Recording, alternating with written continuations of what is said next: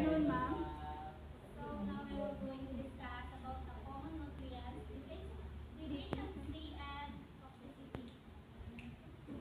So before we go to the common nutrients, so let me first know what is the deficiency and the toxicity.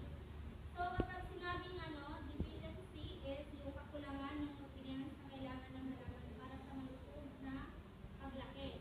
Kapag yung toxicity naman is about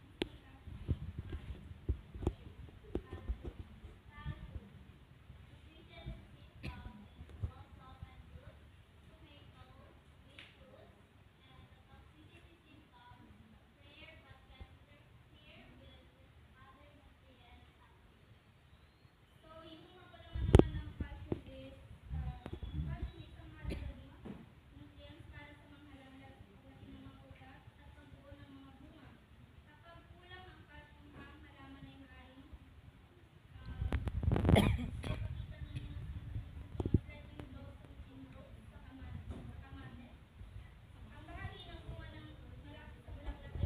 kayong langi o parang nasusunod din siya. So kapag labis naman yung calcium na SGD, ang labis na calcium ay bihira mangyari. Ngunit maaaring magdulot ng mga problema sa halaman tulad ng pagkakabala sa pag-absorb ng ibang nutrients. Ang labis na calcium ay maaaring pagkakabala sa pag-absorb tulad ng potassium at next is klaro lang. So the next is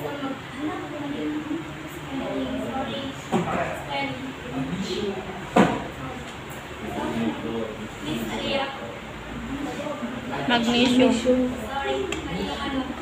Magnesium.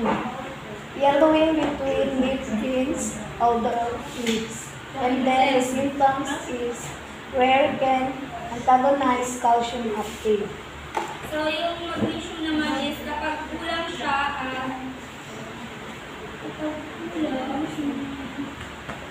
ang magnesium is ang malamang sa kulang chlorofil.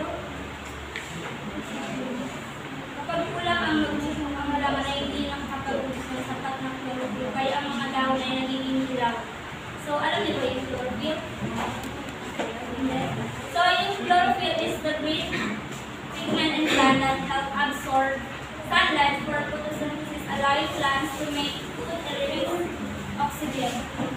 Yes lang. That's where. So, next. Iron. Iron. Yellowing pigments are yellowish. Gray may cause bronzing or necrosis. So, kapag kulang naman yung iron niya is ang halaman ay hindi nakakapag-produce ng sapat na chlorophyll. Kaya ang mga dahon ay nagiging cloudy. Mga sintomas ng kakulangan ng iron at mga pamamatid ng dahon sa pagitan ng ugat. Ang mga dahon ay nagiging dilaw sa pagitan ng mga ugat lalo sa mga batang dahon. So, kapag labis naman yung iron niya, hindi natin siya mangyari, ngunit maaaring magdulot din siya ng problema sa halaman tulad ng pagkakaroon ng tulad ng soo, necrosis, ang labis na iron ay maaaring magdulot ng pagkakaroon. Ayun na, kulay kami. Ang tanso. Next is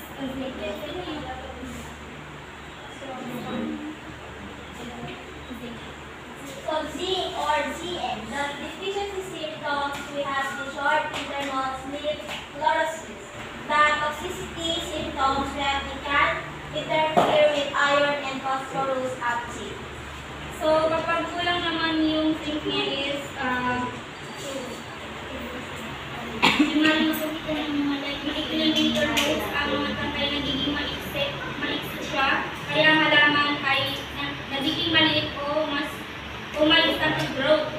So, kapag labis naman yung zinc niya is, maaaring magdulot siya ng problema tulad ng pag labis yung zinc ay maaaring tatambala sa mga absorb ng iron at phosphorus na mahalaga para sa paglaki ng halaman. Yun ang ano niya. So, the last is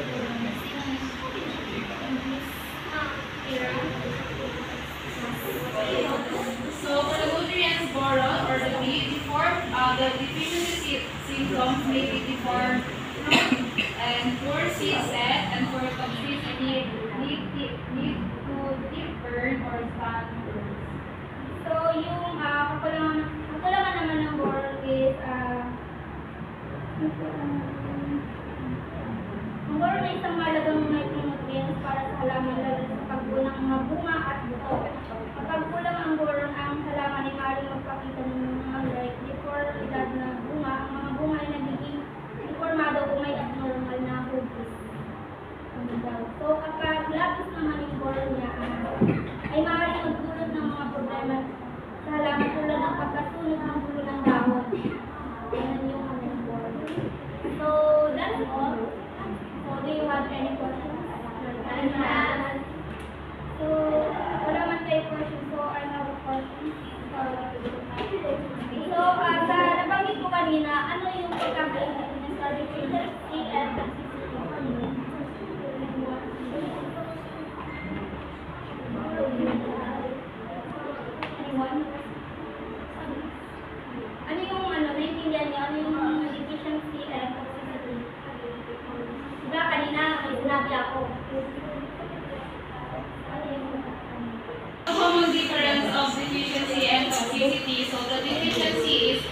kakulangan ng isang halaman. And then the toxicity yung sobrang, ano? Yung sobrang nutrients na kailangan. Maano ko lang again yung about dun, yung deficiency, yung kakulangan ng nutrients na kailangan ng halaman para sa malusog na paglaki niya.